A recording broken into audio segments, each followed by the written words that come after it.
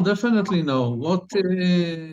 What we see now is a complete denial of Iran saying that they were ever attacked by Israel today, saying that it's all rumors and it's not true, and maybe there was an attempt within Iran from some of foreign elements to launch drones at this military base in Isfahan, but nothing happened.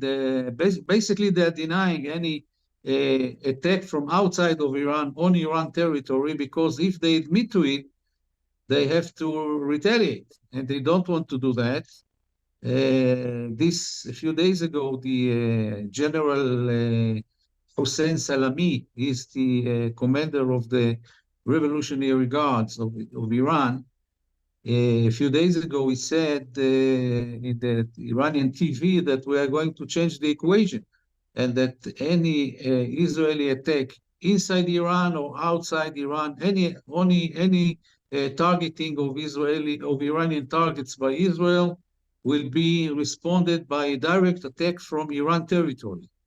So if they admit now that they have been attacked, they have to retaliate, and they don't want to do that.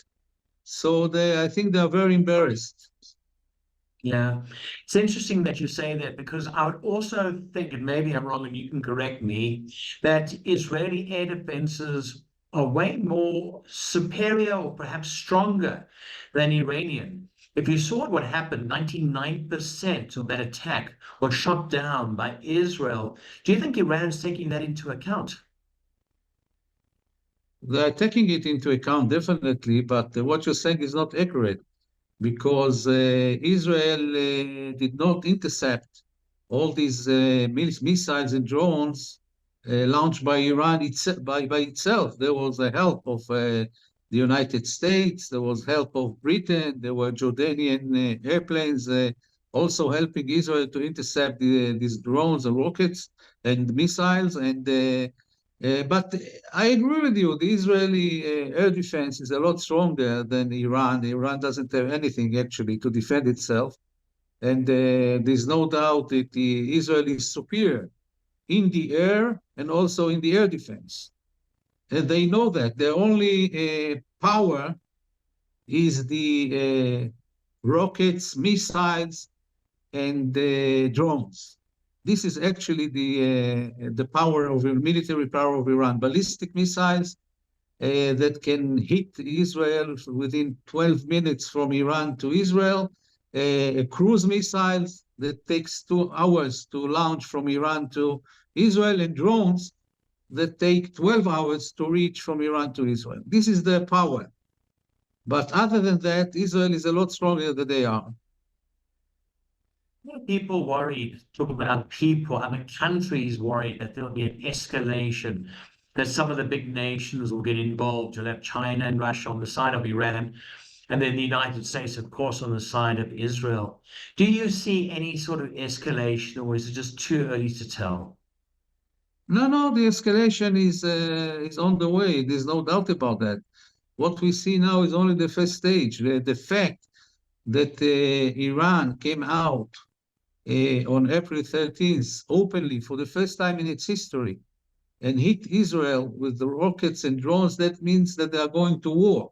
This is an open war that started on April the 13th, and I think the next phase, now they're going to rest a while, and the next phase, I think, will be the minute Israel will occupy Rafah in the south of Gaza Strip, because the Iranian supreme leader, Ali Khamenei, he gave a promise to the leaders of Hamas and Islamic Jihad who visited him 3 weeks ago in Tehran, that Iran is not going to allow Israel to topple the Hamas regime in Gaza.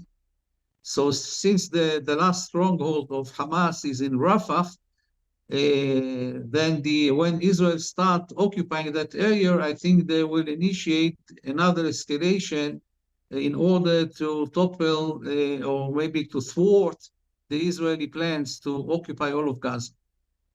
Yeah, you talk about Rafah and the sort of the last holdout for Hamas.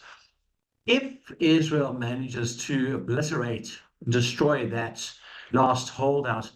Would that perhaps see the end of the so-called war in Gaza, or is it just a long way to go still?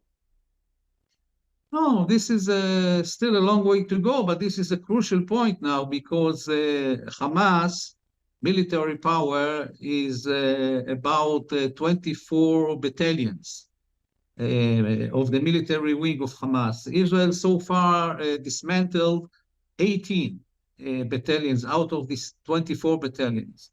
We have 2 more battalions left in Nuseirat and Dir el-Balah refugee camp in the center of Gaza.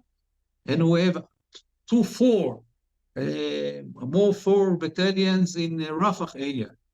So once Israel occupies Rafah and dismantle these 4 battalions of Hamas, is actually going to be dismantling all of the military arm of Hamas.